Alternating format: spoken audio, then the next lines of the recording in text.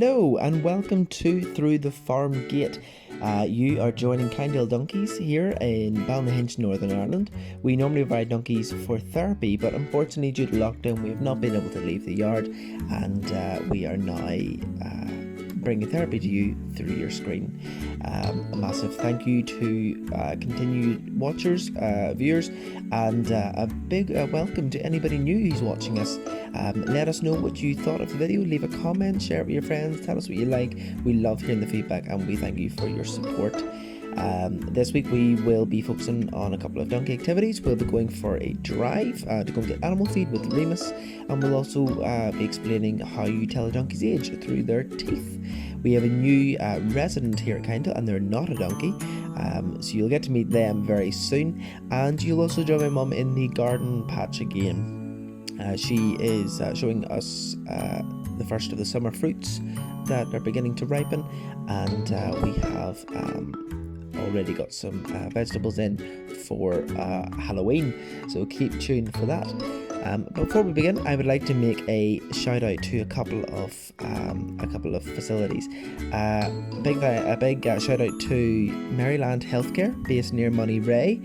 We visited them at Christmas time and we had a really wonderful time, and we know that they'll be watching this week, and so I'd like to say hello. Hope everybody's doing well, and we look forward to when we can see you again. And also another shout out to Beachfield Nursing Home. We visited them a couple of times now, and we joined them for their summer fete, and we had a cracking time. They're a really lovely bunch of people, and we know they'll be watching, and we would just like to say a massive hello, and we hope that everybody there is doing well, including the staff and the residents. And like same as Maryland, we look forward to when we can see you again. So please let us know if you enjoyed the episode.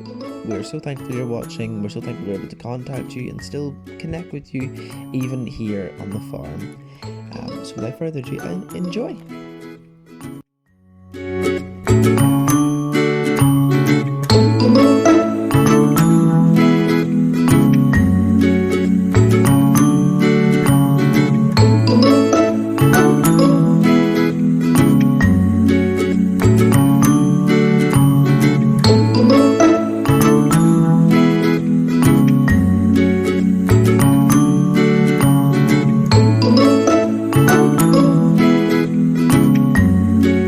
And we've come out this morning and the first strawberry of the season, and today that will be strawberries and cream. Isn't it lovely? It lets you know spring has sprung and summer is here, and you think of Wimbledon and you think of all the lovely days, and there's more ready to come out. That one there should be ready fairly soon, so it should, and there's more of them. Really pleased this morning. That has cheered me up no end. And here are pumpkins that I planted yesterday. I'm very grateful to Jeffrey Ringland who gave me the actual wee plants, something I hadn't actually thought of planting, but he gave me the plants at least 4 feet apart because they will grow and spread, and come October in theory we should have lovely large pumpkins that I can use either for pumpkin pie, pumpkin soup, or the boys can cut. And the reason that we have them so far spaced apart is they don't actually have deep roots. They have quite wide roots, and also they don't like the water sitting around them, so we've built the mound up and they will spread. They will be like a creeper. You can see that they're already starting to lie to creep, and they'll creep out and then they'll have pumpkins. Now what I'll do is I'll try just to have 2 pumpkins per plant, and I'll nip out any other wee baby pumpkins. The other thing and then I'll cover them in straw underneath to keep the pumpkins clean, because if they lie on the dirt you'll find you'll have a green dirty area. My next job in the incoming week is sorting out our old raspberry plants. They're in the next bed there. They've got a bit dilapidated. I'm going to try and prune them down and take them back and repot them again, and then I should have a new row of raspberry plants, and I'll let you know how that goes. So we are about to take Remus to Rockfield Equestrian to get some dog food and some chicken feed. At the roadside we have a little tin left for people to leave treats for us, and somebody left us a whole bunch of carrots and some bananas. So we'll go up to the boys and we'll get Remus into his head collar, and then we'll get him hitched up. Just come with me.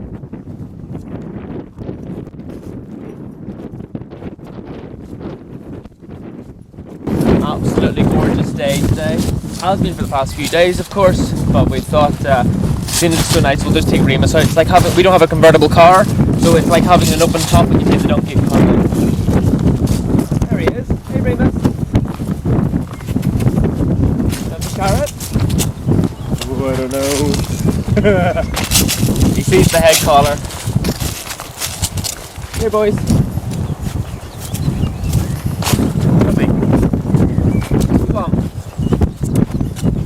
Only enough for one each. Ah yeah, the one I want, of course, is the one that's running away. Here you go, boys. Who wants? You want to see what Tristan's doing? What's he got? I know he'll go for it. Oh, you mean very rude? Oh yes. I think he's okay. Oh. There we go. Hey, and then just Bonzo over there. Here we go, Vino. Oh, that's right. Hey, nah. Can we hit color on? Boy. See if we can get you out before the other boys come.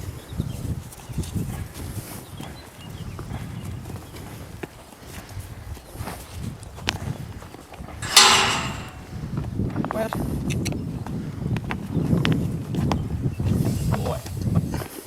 So now that we've brought Remus in, we are going to give him a quick groom, brush him up, make him feel nice, and then we will put on his harness and hit the road.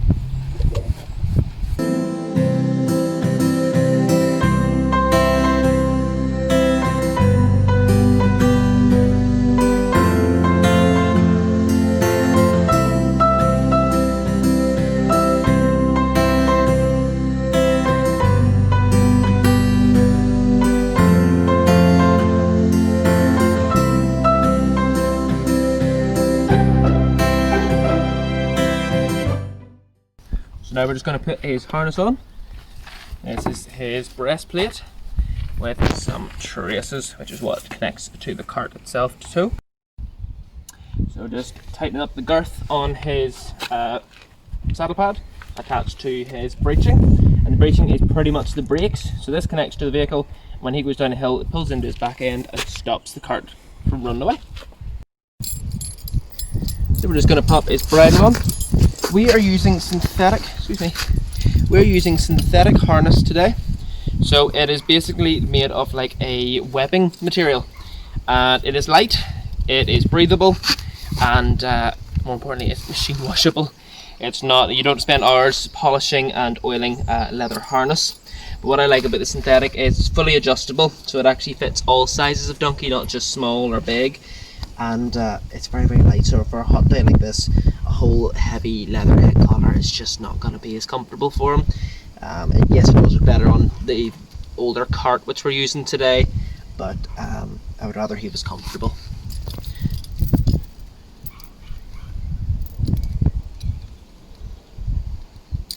Okay, so we're going to put him to. So put him in front of the cart and back up, back up. Trying to square him up as much as possible, just make it easy. And stand. We do like to try and teach all our donkeys to stand without being held. It just makes everything a bit safer when you're working with them, especially if you're working on your own, if you don't have a groom or your groom is preoccupied holding the camera. So it means that, and also means if you are in an emergency and you need to get out of the carriage, or even a non-emergency and you need to get out of the carriage, you're not always reliant on somebody holding them. Because one of the first things we sort of teach them is just to stand. It's not a very difficult task, but it's just teaching them it is okay just to stand still. So that's the cart just pulled on. It's been put through the tug loops, so that's what holds the shafts of the cart upright. If they weren't there, we'd just fall to the floor.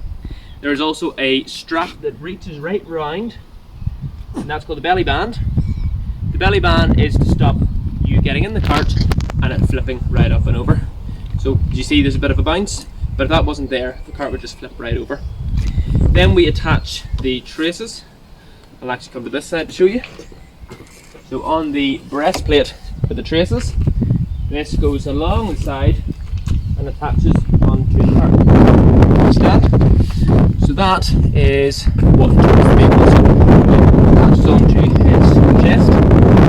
Both sides a little even it out. But it attaches to his chest, and as he pulls forward, the cart then follows him. This is the brakes. This is called the brake check. Basically, it goes from the shaft and then this wee D-clip or D-ring and hooks on here. It goes on either side of the bump. Basically, the way it's slow down, so you pull in his mouth. The vehicle comes forward, stops it running into him. He has to hold back using his bum. Then you've got your steering. It's called reins. You might have heard that with horse riding. It's the same thing.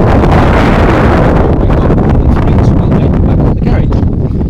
So your reins are your steering and your brakes. Basically, you release a bit and you say walk on. Release it, go out, roll.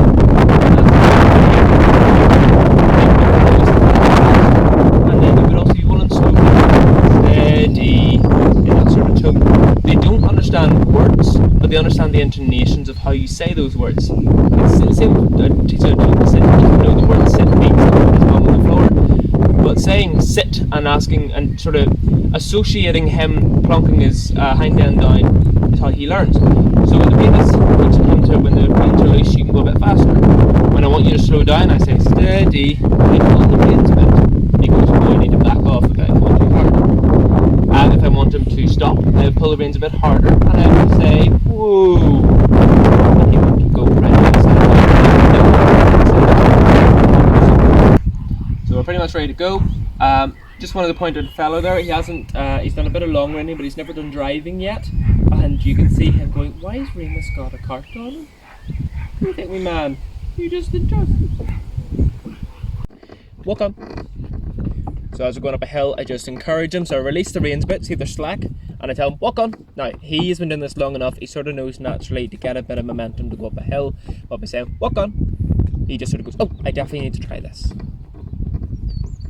So for the most part, I just keep my reins quite relaxed, but still aware if anything was to happen, you want to be able to react quickly. What's the great thing about donkeys is they do take their time. There's very unlikely going to spook like a horse would. So if they do get frightened, he's more likely just going to stop dead and stare at whatever the problem is. And you can see his ears flicking back and forward. You can see he's listening to me talking, but he's also watching ahead. He's sort of just keeping an eye on everything. As you notice in the bridle, he has these, they're called blinkers, just little pads that cover his eyesight. Doesn't cover like completely, he's not blind, but it just prevents him from looking behind him. It keeps his mind focused on what's ahead. Without that, he might notice the cartwheels chasing behind him and he might get a little bit spooked by it. So this is just to protect him.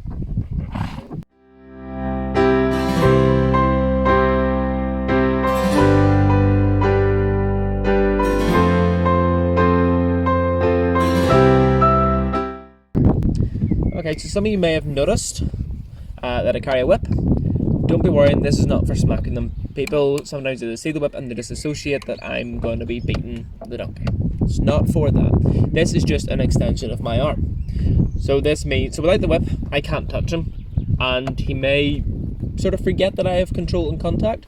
So basically this is for me to touch him, to let him know I'm here. You see the way his ears pop back, he noticed that I'm using it. If I wanted him to go a bit faster, like he's slowing down, walk up, a slight tap, a very slight tap, that is all for it, just for him to feel and go, oh, I need to maintain a bit of speed. If I was doing a very sharp corner, I would maybe put it on one side, just to get a wee bit of, he would sort of feel, oh, I need to go round a bit more. It's getting a bit too close into the verge.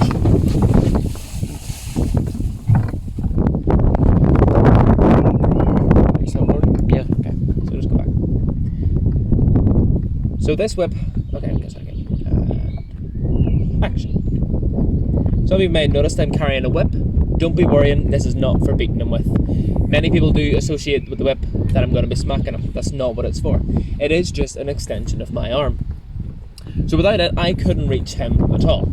If I wanted to try and touch him, try and encourage him, he might lose interest and might realise I can't contact him. So basically, the whip is for say slowing down. Remus, walk on. As well as the voice command, he is pretty good with voice commands. He generally doesn't need the whip, it is more just our last resort. But basically, a light tap, and he'll know I need to keep my speed up. If I was doing a particularly sharp corner, or he was sort of edging to the verge or something, I can put it on one side and just gently tap, and he'll know to move over from it. That is really all it's for, and I just wanted to address that concern before some people get a bit worried about it. As you can see, a lot of people slow down just to look at him. Especially since lockdown, people have been slowing down a lot more, we've noticed. I think people just are taking their time more. Yeah, for a long time there before, if you were driving, quite often people just didn't have time for you. They would have just rushed past you. Good boy.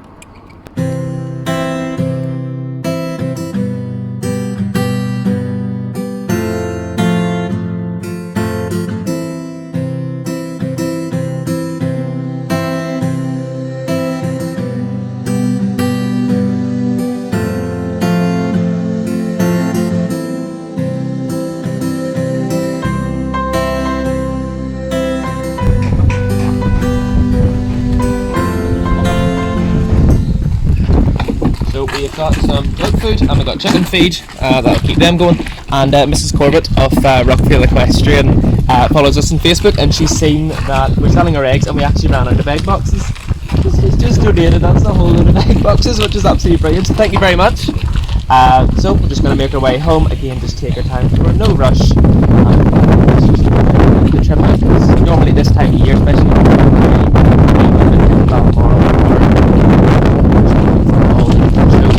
and as well as that, we've had Bangor Seaside Revival Festival coming up, and a load of different outings with the donkeys, especially around Easter a month back. So it's nice to get the donkeys out, and I think he's enjoying getting to see things. Like, look at his wee ears, he's just perked up and listening to everything. So we have a she's going to make herself announce. We have a new occupant here at Kindale Donkeys. This is Bella. Bella is a Vietnamese pot-belly pig, aren't you, darling? Yes. She is 6 years old and was hand-reared and lived in a house from a piglet, so she's very well handled. Pot-belly pigs are native to South Asia, or Southeastern Asia. They live to about 15 to 18 years old, although they can live as long as 20. They reach a weight of about 120 to 180 pounds, and they are opportunistic omnivores, as it's called. So pretty much they will eat everything. She will turf up worms and things, but mostly she will do very well on a vegetarian diet. As you can see, she's enjoying those nettles just there. Pot-belly pig are uniformly, they're all black, and they're actually an endangered species, an endangered traditional breed from that part of the world. They are very, very intelligent. They can actually be clicker trained like a dog. They can be taught to sit or to perform certain tasks, and we can actually see that she is very clever. She definitely knows where her food comes from. As you can see, the sheep and the goats are still just getting used to her. The first day she arrived, they just went to the far end of the paddock and have just left it there. But they will come round eventually. She was reared, or she did live with some lambs, so she has no problem with sheep or any other animals. They are social animals, but like most of the animals here in the farm, so they do enjoy having a bit of company. Don't you, love? She's very noisy. And apparently she likes scratches. Yes. They actually shed they don't have fur or hair, they've got these bristles, as you can see. And these bristles they actually shed once a year. Yes. Look at you.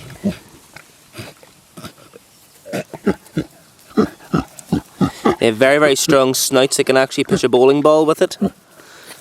Yes, darling. She's a real character. I've only had her a couple of days and she is a real character. She's a wee bit spoilt, just does her own thing. Doesn't like being pushed about.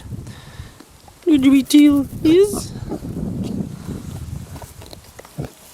You get often asked, how do you tell the age of a donkey? People often assume it is due to their height, same way you would judge a child. Is a child smaller, they're generally younger. With donkeys, that's not always the case. Donkeys will reach full maturity and often full height by 4 years old. And just depending on their genetic makeup of their mother and father, that depends what height they go into. So Peanut here, people often assume he is young. Peanut is actually 10 years old, and he's actually nearly the same height, or maybe Mumford's actually nearly the same height as Peanut, and Mumford is only 9 months old. Mumford already, when he's going to hit a year, is probably going to surpass Peanut in height. The way you tell a donkey's age is actually by their teeth. Their teeth never stop growing, and that is how you tell their age. So Mumford here has wee small short teeth, and he's 9 months old. And then if you look at Peanut, who's 10 years old, he's also got a chipped tooth. But you see the length, and you also see these grooves that grow and the sort of the brownish lines. That is also how you tell the age. So Peanut at 10 years old versus Mumford at 9 months.